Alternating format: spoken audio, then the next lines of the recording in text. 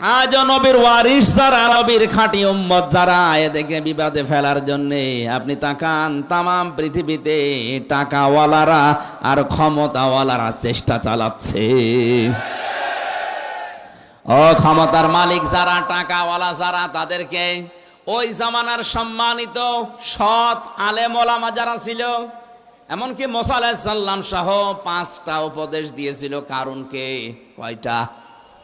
আজকে যেহেতু মুসা নবী এখানে নেই, মুহাম্মদুর রাসূলুল্লাহ নেই, কিন্তু নবীদের ওয়ারিস হিসাবে দাবি করে আমরা এসেছি।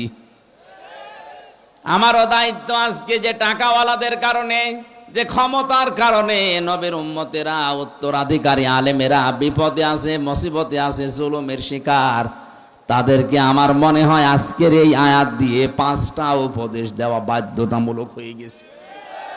বড় দরদ নিয়ে আপনাকে আমি 5টা